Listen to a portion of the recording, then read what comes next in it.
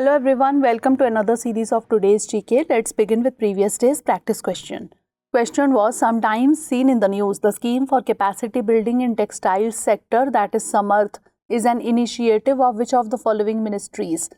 Ministry of Consumer Affairs, Food and Public Distribution, Ministry of Commerce and Industry, Ministry of Corporate Affairs, or Ministry of Textiles? The correct answer is option D, Ministry of Textiles. Recently, a meeting of the Empowered Committee for Scheme for Capacity Building in Textiles sector was held, where a few important decisions were taken.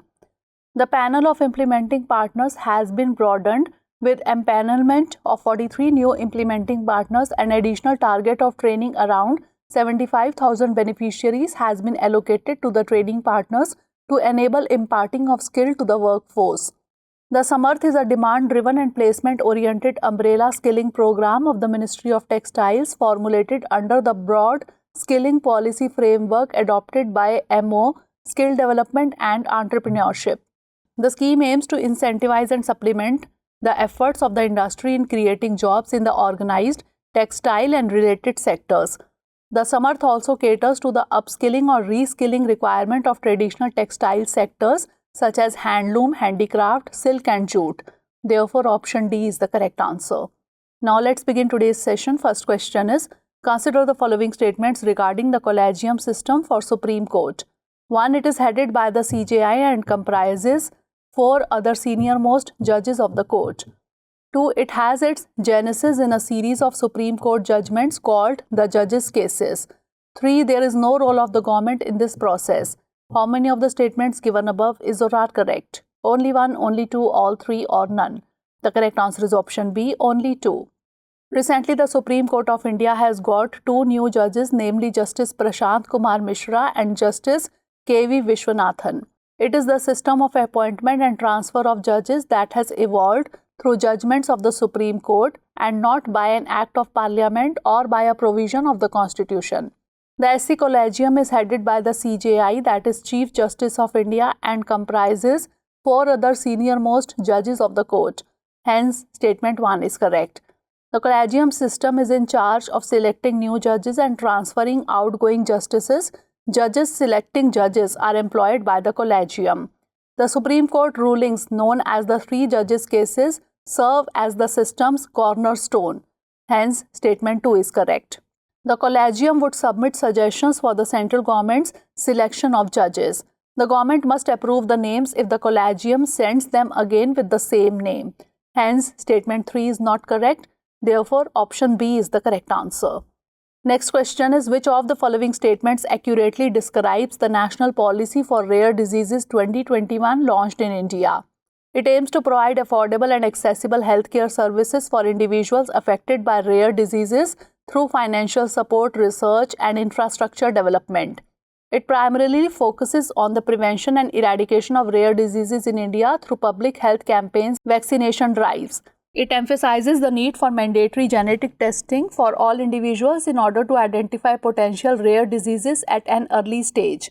Or it solely relies on international collaborations and partnerships for addressing the healthcare needs of individuals affected by rare diseases in India. The correct answer is option A. It aims to provide affordable and accessible healthcare services for individuals affected by rare diseases through financial support, research, and infrastructure development. Recently, the GST Council set the Integrated Goods and Services Tax or IGST on medicines and food for special medical purposes used for treating rare diseases and listed under the National Policy for Rare Diseases 2021 will be exempt when imported for personal use. The policy aims to provide affordable and accessible healthcare services for individuals affected by rare diseases through various measures. It focuses on financial support, research, and infrastructure development to ensure the availability of necessary healthcare facilities. The policy prioritizes early detection, prevention, and management of rare diseases by establishing dedicated centers of excellence and support networks. Although genetic testing may be a part of the policy's strategy, it is not mandatory for all individuals in order to identify potential rare diseases. Therefore, option A is the correct answer. Next question is, recently scientists have detected phosphine at deeper level in Venus atmosphere than before using which of the following? Hubble Space Telescope, Hobby Eberly Telescope, Spitzer Space Telescope, or James Clerk Maxwell Telescope? The correct answer is option D, James Clerk Maxwell Telescope. Recently, the scientists have detected phosphine at deeper level in Venus' atmosphere than before using the James Clerk Maxwell Telescope at Mauna Kea Observatory, Hawaii. The phosphine on Earth is developed naturally by bacteria that live in very low oxygen environments. To produce phosphine, Earth bacteria take up phosphate from minerals or biological material and add hydrogen. The phosphine is a colorless, flammable, extremely toxic gas with a disagreeable garlic-like odor. It is used in semiconductor and plastic industries in the production of a flame retardant and as a pesticide in stored grain. Therefore, option D is the correct answer. Next question is sometimes seen in the news. The Schengen visa is not valid for Denmark, Germany, Azerbaijan, or Italy. The correct answer is option C, Azerbaijan. Recently, as per new data released, India became the second country with the highest rejection rate for the Schengen visa last year. It is an official document mandatory for some non-Europeans to travel to all the 27 countries which are part of the Schengen area. This type of visa is issued by one of the Schengen states and allows you to visit any of the Schengen countries for a duration of up to 90 days in total within 180 days. The list of 27 countries members of the Schengen zone are Austria, Belgium, Croatia, Czech Republic, Denmark, Estonia, Finland, France, Germany, Greece, Hungary, Iceland, Italy, Latvia, Liechtenstein, Lithuania, Luxembourg, Malta, Netherlands, Norway, Poland, Portugal, Slovakia, Slovenia, Spain, Sweden, and Switzerland. Therefore, option C is the correct answer. Next question is recently seen in the news. The term periscope is related to which of the following in the context of defense sector? Helicopter, fighter plane, armored vehicle, or attack submarine? The correct answer is option D, attack submarine. Recently, for the first time, periscopes on the Indian Navy's attack submarines have been repaired and refurbished indigenously with the Central Scientific Instruments Organization in Chandigarh executing the project. It is an optical instrument used in land and sea warfare, submarine navigation, and elsewhere to enable an observer to see his surroundings while remaining undercover behind armor or submerged. Submarines have periscopes so that people inside can see what is on the surface of the water. The periscopes used in submarine applications are complex, typically requiring the use of tubes that are at least 10 meters in length to achieve a greater range of scope. Therefore, option D is the correct answer. Next question is recently which of the following has notified the quality control orders on potable water bodies and flame producing lighters? Department for Promotion of Industry and Internal Trade, Department of Commerce, Department of Revenue, or Department of Economic Affairs? The correct answer is option A, Department for Promotion of Industry and Internal Trade. Recently, the Department for Promotion of Industry and Internal Trade, that is DPIIT, under the Ministry of Commerce and Industry, has notified 2 new quality control orders on potable water bottles and flame-producing lighters to enhance public health and safety of consumers.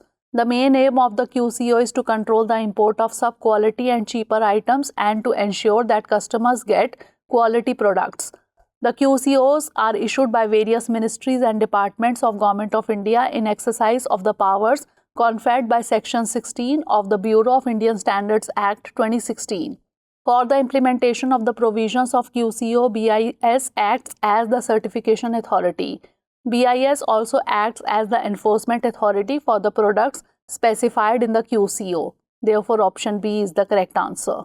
Next question is recently which of the following announced to release the Export Preparedness Report 2022?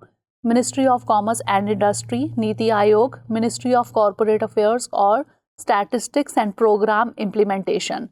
The correct answer is option B, Niti Aayog. Recently, Niti Aayog has informed that it is going to release the 3rd edition of Export Preparedness Index for states and UTs of India for the year 2022 on July 17, 2023.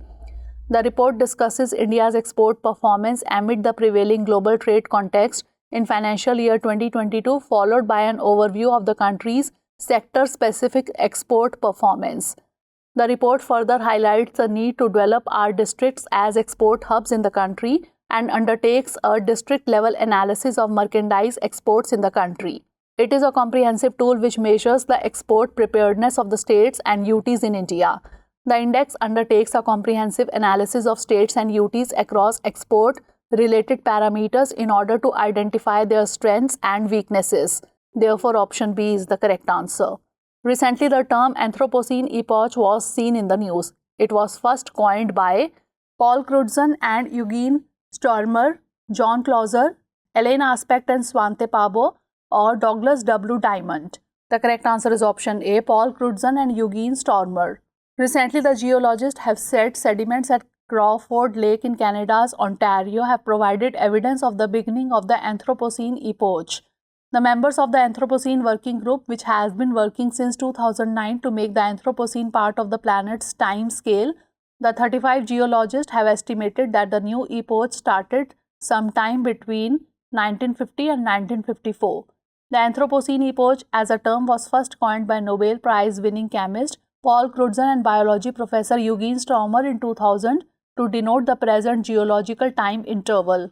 There are numerous phenomena associated with this epoch, such as global warming, sea level rise, ocean acidification, mass-scale soil erosion, the advent of deadly heat waves, deterioration of the biosphere, and other detrimental changes in the environment. Therefore, option A is the correct answer.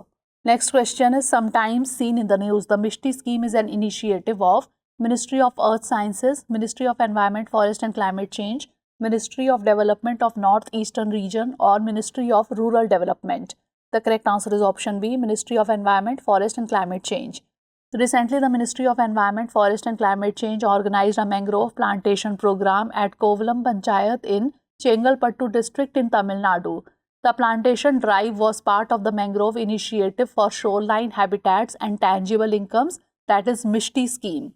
The Mishti program was recently launched by Government of India with an objective to take up mangrove reforestation and afforestation along the coastal districts of India by adopting best practices that already exist in India as well as from other countries including Indonesia. This program is also envisaged to develop mangrove-associated ecotourism initiatives and livelihood generation in coastal states. Therefore, option B is the correct answer. Last question is recently launched. The bank's Heralding Accelerated Rural and Agricultural Transformation, or Bharat, is a program of Ministry of Commerce and Industry, Ministry of Finance, Ministry of Agriculture and Farmers Welfare, or Ministry of Rural Development. The correct answer is option C, Ministry of Agriculture and Farmers Welfare. Recently, the Ministry of Agriculture and Farmers Welfare virtually launched a new campaign for banks under Agri Infra Fund titled Bharat, that is Banks Heralding Accelerated Rural and Agriculture Transformation. This is a 1-month-long campaign from 15th July 2023 to 15th August 2023 with a target of Rs 7,200 crore. It was launched through video conference attended by more than 100 banking executives, that including MDs or chairmen, EDs of commercial banks in public and private sector, regional rural banks, small finance banks, NBFCs and select cooperative banks. The banks were advised to carry out an assessment of impact of the projects created under the scheme at ground level. Therefore, option C is the correct answer. Now it's time for the practice question. The India Government Mint, Hyderabad, was established in which of the following years? 1802, 1803, 1801 or 1813? Send the answer of this question in the comment section. Stay tuned for the next episode. Thanks for watching.